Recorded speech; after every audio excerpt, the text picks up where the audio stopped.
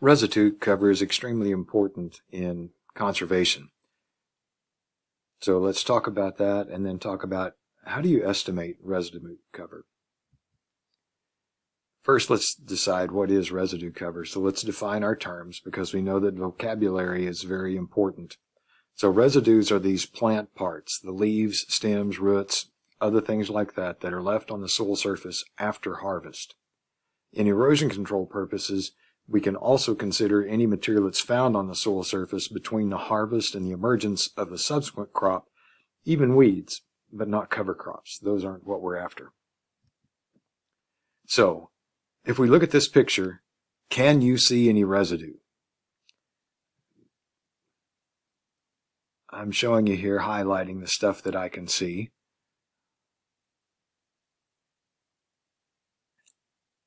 Now, so take another moment, look, and see if you can see anything. Because here's some other residue that I found. That's probably still not all, but we're working with a small picture in a video, so those are harder to observe. But that's what residue is, plant parts left over from the previous crop. The three processes of erosion are detachment, transportation, and deposition. Energy controls the processes. Which of those three things will happen is controlled by the energy of the substance that's moving. In agriculture, that substance is going to be either wind or water. And the foundation of every erosion control principle is to decrease the amount of energy at the soil surface. Now, the energy in that fluid is related to its mass and its velocity, the kinetic energy, energy of movement. So kinetic energy is equal to 1/2 the mass times the square of the velocity. So velocity is much more important in the amount of energy than mass is. But if we can decrease either of those at the soil surface, we're going to decrease the ability of that fluid to detach particles, to transport particles, and we're going to encourage deposition of particles. Because when we decrease the energy, things fall out of the suspension.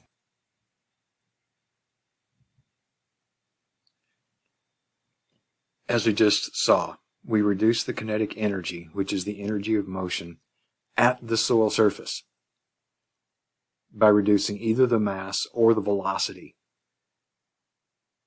We need to have something on the soil surface to intercept the wind or to intercept the water and slow it down. And when we look at best management practices, every best management practice has at its core this goal, decreasing the amount of kinetic energy at the soil surface. One of the main principles in decreasing the amount of energy at the soil surface is to have something on the soil surface to protect it from flowing water, falling raindrops, and blowing wind. If we can have something on the soil surface, that material will absorb the energy and slow down the water or the wind at the soil surface, and that's the important interface. So the goal is to have something there to protect it. So these residues on the soil surface absorb the energy of the falling raindrops. They reduce the velocity of water across the soil surface, which allows more time for infiltration, and that in turn reduces the mass of water moving across the surface. It decreases runoff. These residues also will reduce the velocity of wind at the soil surface. Residues that are left standing are more effective than residues that are laying on the surface. And again, every best management practice has as its core reducing the amount of kinetic energy at the soil surface. Now, almost every field operation that you do with a tillage implement buries some residue, with a couple of exceptions, like broadcasting fertilizer or spraying some sort of an herbicide or pesticide, insecticide. The residue remaining on the soil surface depends on the type of tillage implement, the depth of that tillage, the speed of that tillage, and the number of operations that are made. These events determine the tillage intensity, the amount of soil disturbed, and the frequency of that soil disturbance is what intensity is about. So a tillage that has greater intensity is stuff that buries more soil, that moves more soil, buries more residue, turns things over, and when that happens more often, those are greater intensive tillage systems. I'll have you refer to estimating the crop residue cover for soil erosion control that we've provided for you. It discusses several methods of measuring residue in the field. The one that I'm going to use and demonstrate for you is the line-transect method. We need a method to measure residue in the field, and there are several. The one I'm going to demonstrate is the line-transect method. And so I have a transect, a line, that's a 100-foot or 33-meter cord. And you can see on this cord, at various intervals, I have black marks. There are 100 of those black marks on this cord. They're spaced randomly about 30 centimeters or a foot apart.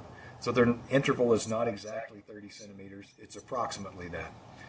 When I stretch this cord out on the field, I don't do it parallel or perpendicular to the crop rows. I put it on an angle, because if I put it parallel, there's a certain, we're moving potentially without any residue.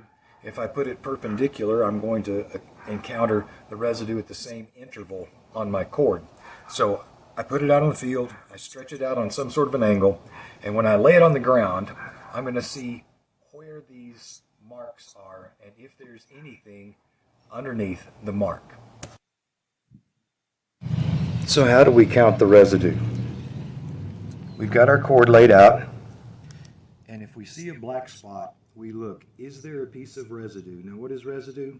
It's any piece of plant material, living or dead, that covers the soil surface.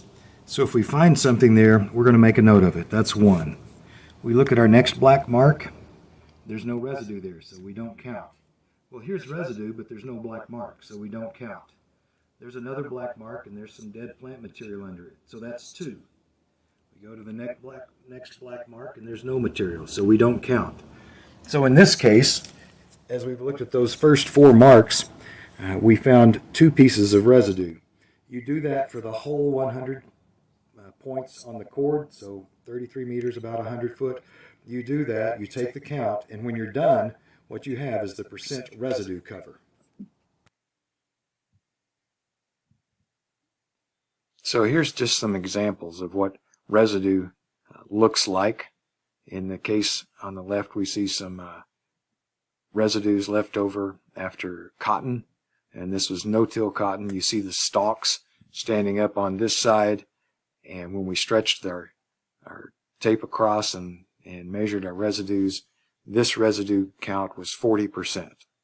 And standing residues are more effective in wind erosion control than flat residues are. And they do have some effect too against water erosion under certain circumstances. Here's some students that were doing residue counts. Again, that's on a no-till cotton field. Now it's your turn. Let's follow this. I've got 10 marks on this cord, and we'll look at the cord. I may stop it so you can see where the points are, and let's see what we can count. At first, we look here, and at our first point, there's no residue there. So mark 1, we've got 1, there's nothing. There's our second point. Doesn't look like there's any residue under it. Now there's our third point. Obviously, when you look at this and you see that your perspective is going to vary a little bit. Is there a piece of residue under there or not? Depending on what your angle is and what you're looking at. You might say yes or no. When I'm in the field, I step on that to see if when I push it down, does a piece of residue fall directly under it. But I can see a piece of residue right there. So I'm going to count that one and say that's 1. So that was our third mark. We have 1 piece of residue. Let's continue. Nothing under that one, that was 4. Something under that one, that was 5. something under that one. That's our 6th mark. Our 7th mark, we had something. 8th mark, we don't.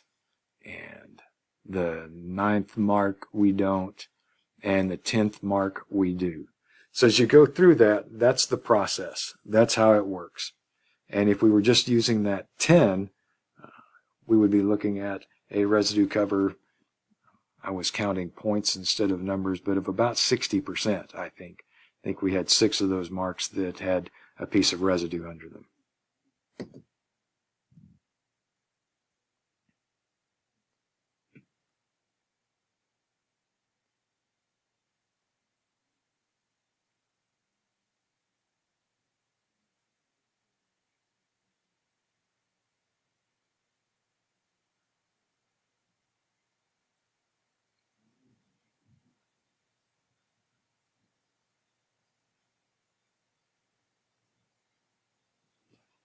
Actually, looking through at that time, I got 5. So 50% residue cover if that were the end of our line.